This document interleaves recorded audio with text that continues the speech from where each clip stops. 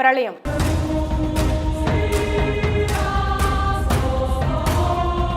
భూకంపాలు ప్రపంచాన్ని భయపెడుతూనే ఉన్నాయి. తూర్పున ఉన్న మయన్మార్లో మొదలైన భూకంపాలు ఒక్కో రోజు ఒక్కో దేశం అన్నట్లుగా వరుసగా పడమరకు విస్తరిస్తున్నాయి. మయన్మార్ తర్వాత నేపాల్, ఆఫ్ఘనిస్తాన్, పాకిస్తాన్, జపాన్ ఇలా సంభవిస్తూ చివరికి అమెరికా ఖండాన్ని తాకాయి.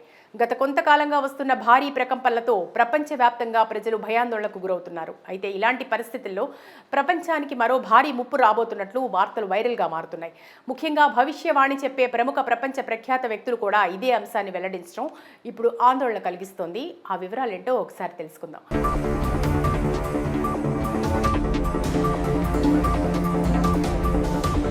భవిష్యత్తును ముందే అంచనా వేసి హెచ్చరించేవారు కొందరుంటారు. తెలుగు నేల మీద పోతులూరి వీరబ్రహ్మం గారు, ఆ మాటకొస్తే ప్రపంచవ్యాప్తంగా చాలా మందే ఉన్నారు. కంటి చూపులేని బాబా వంగా రాసిన పలు అంచనాలు నిజం కావటం తెలిసిందే. ఆమెను పోలిన రీతిలోనే జపాన్కి చెందిన ప్రఖ్యాత మాంగా ఆర్టిస్ట్ ర్యో తత్సుకి చెప్పిన జోస్యం ఇప్పుడు సంచలనంగా మారింది. అది కూడా ఈ జూలైలోనే జరుగుతుందన్న అంచనా పలువురిని భయాందోళనకు గురి చేస్తోంది. 2011లో భారీ సునామీతో జపాన్ చిగురుటాకులా వణికిపోవడమే కాదు, సదరు సునామీ కారణంగా వేలాది మంది, సుమారు 20,000 వరకు మరణించడం తెలిసిందే. 2011 నాటి సునామీకి మించిన 3-4 రెట్ల తీవ్రతతో విరుచుకుపడే సునామీ ఈ జూలైలో జరుగుతుందన్నది ర్యో తత్సుకి చెప్పిన జోస్యం.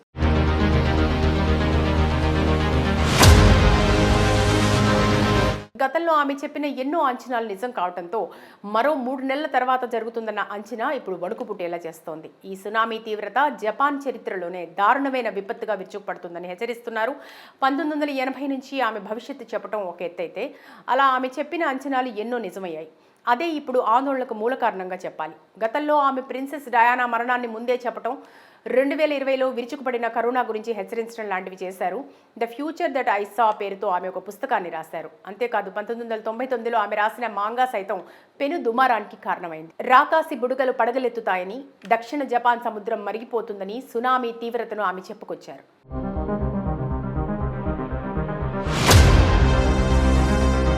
ఈ సునామీ ధాటికి జపాన్, తైవాన్, ఇండోనేషియా, ఉత్తర మారియానా దీవులు ఈ రాకాసి సునామీకి అతలాకుతలం అవుతాయని చెప్తున్నారు. దీంతో ఇదో హాట్ టాపిక్గా మారింది. విపత్తుల అంశంలో శాస్త్ర సాంకేతిక సాయం తీసుకోవాలే తప్పించి ఇలాంటి అంశాల్లో మూఢనమ్మకాల మీద ఎక్కువ ఫోకస్ పెట్టడం మంచిది కాదన్న హెచ్చరిక చేస్తున్నారు. ఆసక్తికరమైన అంశం ఏంటంటే, తాను చెప్పిన జోస్యం మీద ప్రపంచవ్యాప్తంగా తీవ్రమైన చర్చ జరుగుతున్నా ఆమె తన మౌనాన్ని వీడటం లేదు. జూలైలో చోటు చేసుకునే సునామీ తీవ్రత ఎంతన్నది ఒకెత్తైతే, మరో 5 ఏళ్లకు అంటే 2030లో కరోనాకు మించిన మరో విపత్తు విరుచుకుపడుతుందని హెచ్చరిస్తున్నారు.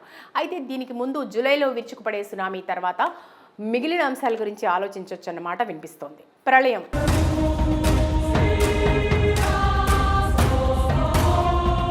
భూకంపాలు ప్రపంచాన్ని భయపెడుతూనే ఉన్నాయి. తూర్పున ఉన్న మయన్మార్లో మొదలైన భూకంపాలు ఒక్కో రోజు ఒక్కో దేశం అన్నట్లుగా వరుసగా పడమరకు విస్తరిస్తున్నాయి. మయన్మార్ తర్వాత నేపాల్, ఆఫ్ఘనిస్తాన్, పాకిస్తాన్, జపాన్ ఇలా సంభవిస్తూ చివరికి అమెరికా ఖండాన్ని తాకాయి. గత కొంతకాలంగా వస్తున్న భారీ ప్రకంపనలతో ప్రపంచవ్యాప్తంగా ప్రజలు భయాందోళనకు గురవుతున్నారు. అయితే ఇలాంటి పరిస్థితుల్లో ప్రపంచానికి మరో భారీ ముప్పు రాబోతున్నట్లు వార్తలు వైరల్గా మారుతున్నాయి. ముఖ్యంగా భవిష్యవాణి చెప్పే ప్రముఖ ప్రపంచ ప్రఖ్యాత వ్యక్తులు కూడా ఇదే అంశాన్ని వెల్లడించడం ఇప్పుడు ఆందోళన కలిగిస్తోంది. ఆ వివరాలేంటో ఒకసారి తెలుసుకుందాం.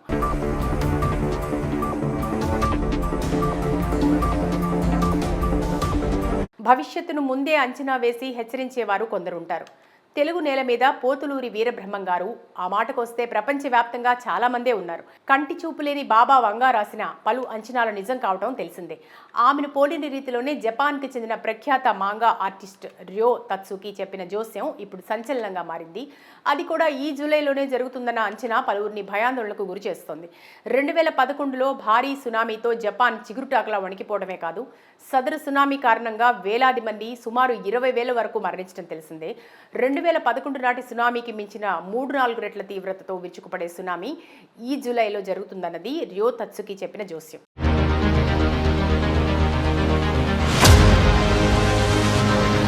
గతంలో ఆమె చెప్పిన ఎన్నో అంచనాలు నిజం కావడంతో మరో 3 నెలల తర్వాత జరుగుతుందన్న అంచనా ఇప్పుడు వణుకు పుట్టేలా చేస్తోంది. ఈ సునామీ తీవ్రత జపాన్ చరిత్రలోనే దారుణమైన విపత్తుగా విరుచుకుపడుతుందని హెచ్చరిస్తున్నారు. 1980 నుంచి ఆమె భవిష్యత్తు చెప్పడం ఒక ఎత్తైతే, అలా ఆమె చెప్పిన అంచనాలు ఎన్నో నిజమయ్యాయి. అదే ఇప్పుడు ఆందోళనకు మూల కారణంగా చెప్పాలి. గతంలో ఆమె ప్రిన్సెస్ డయానా మరణాన్ని ముందే చెప్పడం, 2020లో విరుచుకుపడిన కరోనా గురించి హెచ్చరించడం లాంటివి చేశారు. The future that I saw పేరుతో ఆమె ఒక పుస్తకాన్ని రాశారు. అంతేకాదు 1999లో ఆమె రాసిన మాంగా సైతం పెను దుమారానికి కారణమైంది. రాకాసి బుడగలు పడగలెత్తుతాయని, దక్షిణ జపాన్ సముద్రం మరిగిపోతుందని, సునామీ తీవ్రతను ఆమె చెప్పుకొచ్చారు.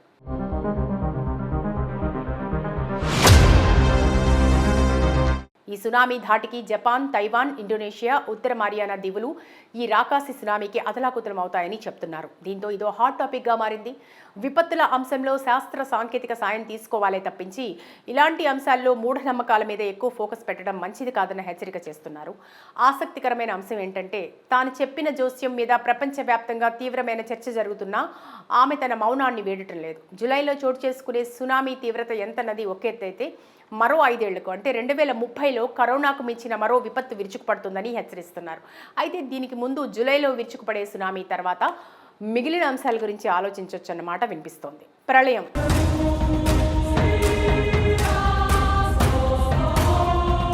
భూకంపాలు ప్రపంచాన్ని భయపెడుతూనే ఉన్నాయి.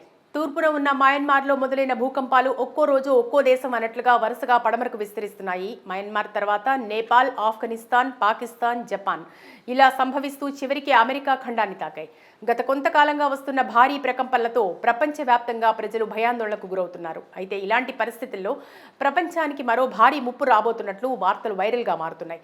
ముఖ్యంగా భవిష్యవాణి చెప్పే ప్రముఖ ప్రపంచ ప్రఖ్యాత వ్యక్తులు కూడా ఇదే అంశాన్ని వెల్లడించడం ఇప్పుడు ఆందోళన కలిగిస్తోంది. ఆ వివరాలేంటో ఒకసారి తెలుసుకుందాం.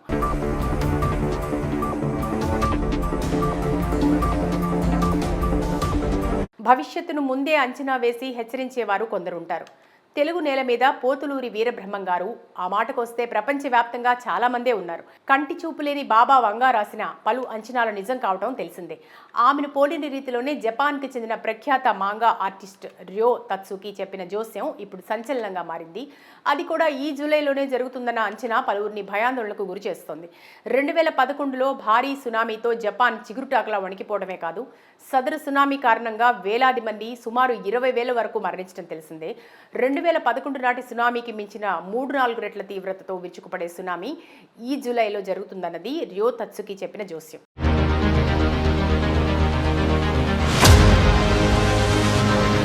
గతంలో ఆమె చెప్పిన ఎన్నో అంచనాలు నిజం కావడంతో మరో 3 నెలల తర్వాత జరుగుతుందన్న అంచనా ఇప్పుడు వణుకు పుట్టేలా చేస్తోంది. ఈ సునామీ తీవ్రత జపాన్ చరిత్రలోనే దారుణమైన విపత్తుగా విరుచుకుపడుతుందని హెచ్చరిస్తున్నారు. 1980 నుంచి ఆమె భవిష్యత్తు చెప్పడం ఒక ఎత్తైతే, అలా ఆమె చెప్పిన అంచనాలు ఎన్నో నిజమయ్యాయి. అదే ఇప్పుడు ఆందోళనకు మూల కారణంగా చెప్పాలి. గతంలో ఆమె ప్రిన్సెస్ డయానా మరణాన్ని ముందే చెప్పడం, 2020లో విరుచుకుపడిన కరోనా గురించి హెచ్చరించడం లాంటివి చేశారు.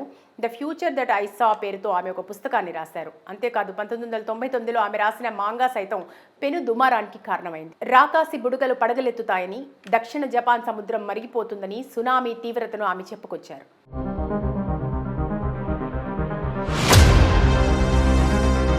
ఈ సునామీ ధాటికి జపాన్, తైవాన్, ఇండోనేషియా, ఉత్తర మారియానా దీవులు ఈ రాకాసి సునామీకి అతలాకుతలం అవుతాయని చెప్తున్నారు. దీంతో ఇదో హాట్ టాపిక్గా మారింది. విపత్తుల అంశంలో శాస్త్ర సాంకేతిక సాయం తీసుకోవాలే తప్పించి ఇలాంటి అంశాల్లో మూఢనమ్మకాల మీద ఎక్కువ ఫోకస్ పెట్టడం మంచిది కాదన్న హెచ్చరిక చేస్తున్నారు. ఆసక్తికరమైన అంశం ఏంటంటే, తాను చెప్పిన జోస్యం మీద ప్రపంచవ్యాప్తంగా తీవ్రమైన చర్చ జరుగుతున్నా ఆమె తన మౌనాన్ని వీడటం లేదు. జూలైలో చోటు చేసుకునే సునామీ తీవ్రత ఎంతన్నది ఒక ఎత్తైతే, మరో 5 ఏళ్లకు అంటే 2030లో కరోనాకు మించిన మరో విపత్తు విరుచుకుపడుతుందని హెచ్చరిస్తున్నారు. అయితే దీనికి ముందు జూలైలో విరుచుకుపడే సునామీ తర్వాత మిగిలిన అంశాల గురించి ఆలోచించొచ్చన్నమాట వినిపిస్తోంది.